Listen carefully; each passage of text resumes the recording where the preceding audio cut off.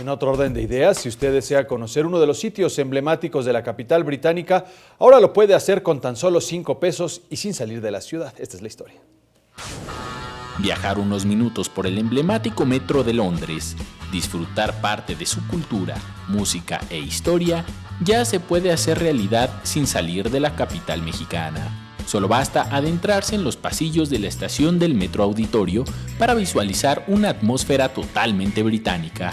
Desde la entrada se puede apreciar la réplica del famoso Underground de Londres, con los pasillos acondicionados al estilo londinense, los torniquetes, murales y escaleras.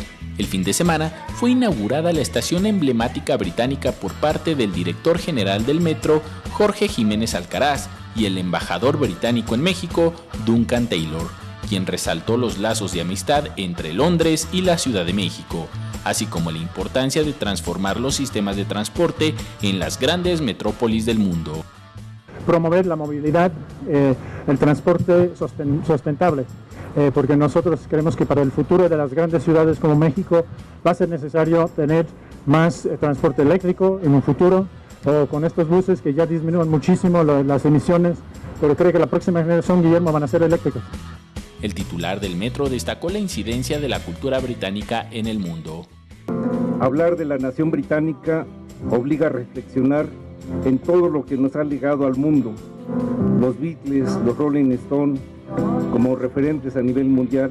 Esta es la 10ª estación temática del sistema de transporte colectivo metro, con lo que se busca dar una nueva imagen y ampliar el espectro cultural de este medio de transporte masivo de la capital del país. Con imágenes de Javier Martínez, Enrique Muñiz, 21 Noticias.